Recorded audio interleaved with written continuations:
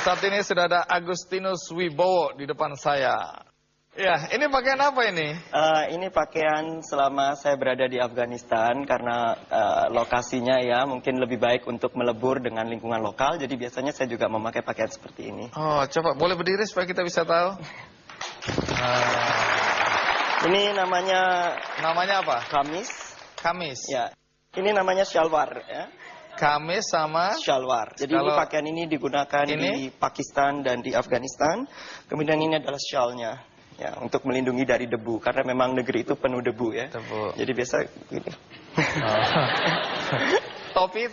Ini topi dari Turkmenistan namanya Tahiyah. Oke, terima kasih. Agus.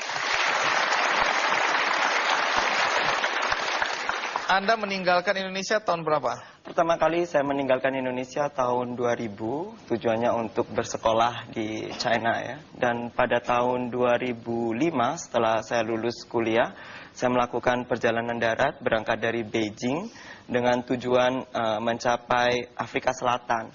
Tetapi nyangkutnya di Afghanistan. Jadi 3 tahun saya tinggal di Afghanistan. Ini negara-negara yang saya catat ya, semua pakai stan ini. Pertama, Afghanistan, Pakistan, Tajikistan, Kirgistan, Kazakhstan, Uzbekistan, Turkmenistan. Masih ada Hindustan. Jadi Anda ini sebenarnya setan ya. Afghanistan, ini kan daerah yang berbahaya ya.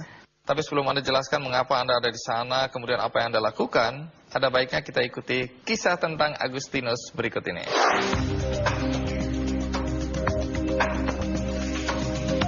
Bagi banyak orang, backpacking mungkin sekedar hobi atau gaya hidup. Namun bagi Agustinus Wibowo, nafas sekaligus kehidupannya adalah backpacking. Sudah 9 tahun, Agustinus menjalani hidup sebagai backpacker. Uniknya, ia bukannya berwisata, tetapi bertandang ke negara-negara yang banyak dihindari orang karena ketidakamanannya seperti Pakistan dan Afghanistan justru menjadi tantangan yang dicarinya. Berbagai pengalaman langka telah ia alami dalam petualangannya. Mulai dari tidak mandi selama 2 bulan, hingga ditangkap pasukan militer karena talenta multibahasanya yang ia kuasai. Kejadian-kejadian itu justru semakin memotivasi Agustinus untuk terus menjelajah tanpa dibatasi oleh waktu. Seperti pepatah sederhana yang selalu ia genggam, hidup adalah perjalanan.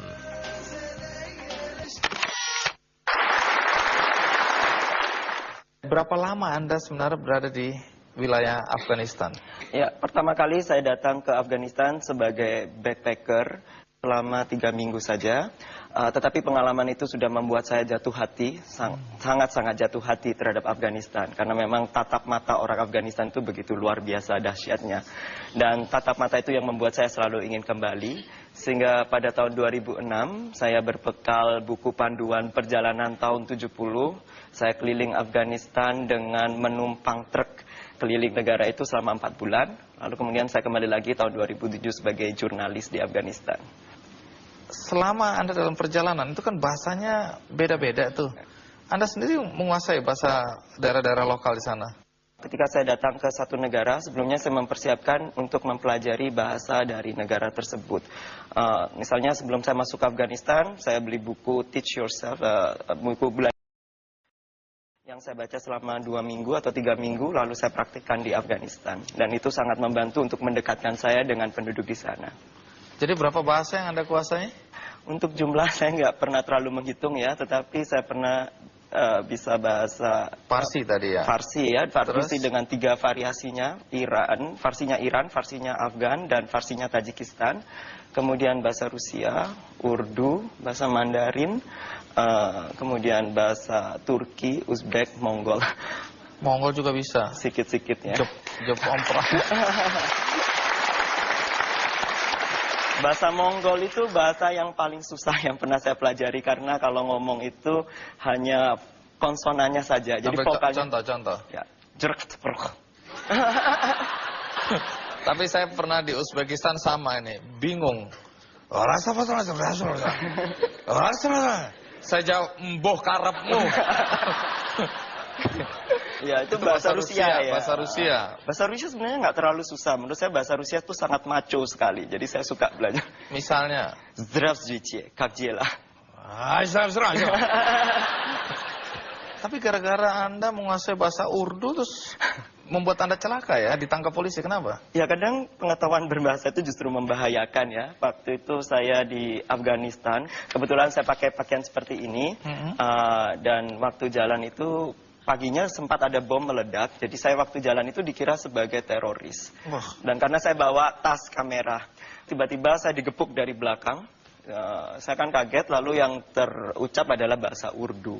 Jadi bahasanya Pakistan, dan orang Afghanistan itu kan benci sekali ya dengan Pakistan dan menganggap Pakistan ini yang nyebabin masalah-masalah di negaranya, bom-bom, teroris semua dari Pakistan kalau menurut klaimnya orang Afgan. Kebetulan saya juga nggak bawa paspor Indonesia, jadi lebih lagi dosanya. Jadi polisinya sudah pakai popor senjata itu siap mukulin saya, dan itu memang sebuah pengalaman yang traumatis. Terus bisa selamat? Bisa selamat, saya digiring ke kantor polisi. Kemudian saya bilang kebetulan saya kenal beberapa jurnalis, jadi mereka mencari konfirmasi dari jurnalis, dan kebetulan teman saya bilang, oh dia anak baik-baik gitu ya, dia bukan teroris. Iya. Banyak cerita nih, termasuk Anda katanya pernah dipukuli preman. Di Mongolia mungkin karena memang orang Mongolia itu sangat anti dengan China, jadi karena kebetulan wajah saya juga mirip-mirip, kemudian saya pergi ke Mongolia dengan penuh percaya diri. Ternyata? Dan 10 menit pertama saya sudah hilang kamera.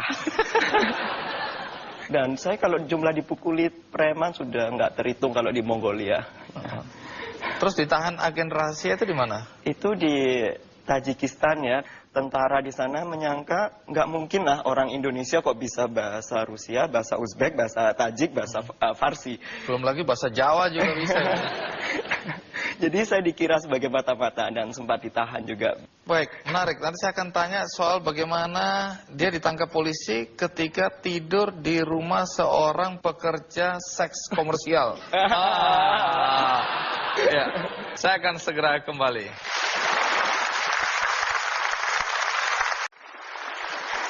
Kalau baca buku Anda, Selimut Debu, itu juga ada cerita bagaimana di daerah Asia Tengah itu sering terjadi pelecehan seksual, tapi lebih sering terjadi pada anak laki-laki daripada anak perempuan. Kenapa? Kenapa bisa begitu? Ya, itu adalah sebuah kultur di mana di Afghanistan itu disebut sebagai baca bazi. Dalam bahasa Afgan itu baca itu artinya bocah ya, boy. Sedangkan bazi itu artinya bermain, play. Jadi kalau digabungan jadi ya playboy.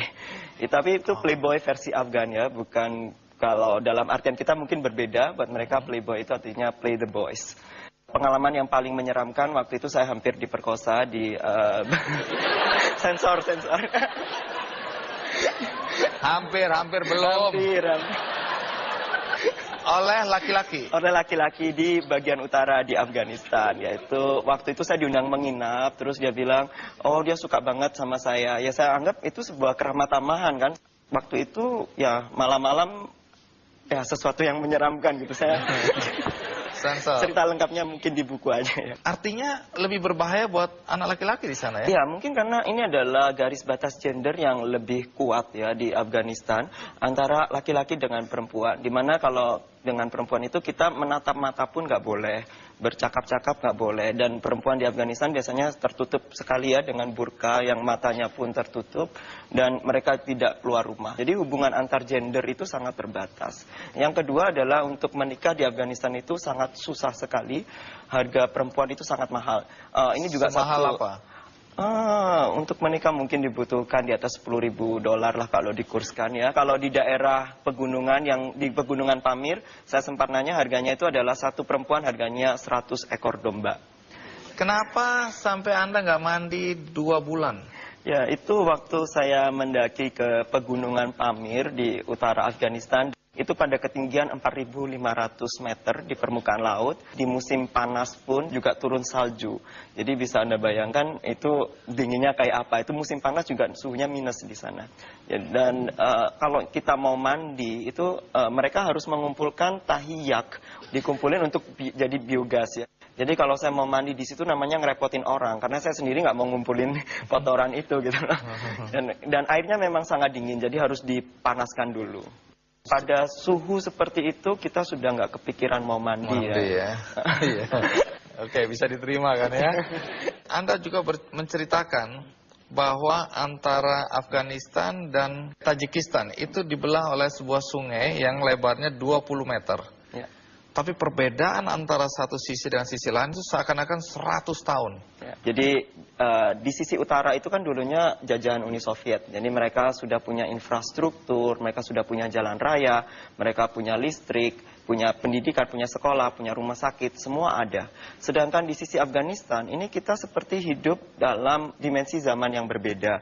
Jadi di sini jalannya itu masih jalan gunung dan kendaraan utamanya masih naik keledai. Jadi jarak yang sama. Kalau di sisi Tajikistan itu ditempuh dalam 2-3 jam, di sisi Afghanistan ditempuh dalam 2-3 hari dengan keledai. Padahal hanya dipisahkan Jalannya oleh sungai. jalannya sejajar, persis. Di sini jalannya mulus, Ya. di sini jalan kecil berliku-liku. Naik gunung, turun gunung, naik tebing, naik di tepi keledai. jurang. Iya, Di sini naik apa? Mobil, truk gitu. Jadi orang Afgan setiap hari dia melihat truk ya berlalu lalang di sana, mobil lalu lalang, melihat tiang-tiang listrik, tanpa sebenarnya mereka juga tahu gimana rasanya duduk di dalam mobil itu. Mereka tahu itu kayak kendaraan yang bikin jalannya cepat gitu, tapi dia tidak tahu rasanya duduk itu seperti apa. Nggak bisa nyebrang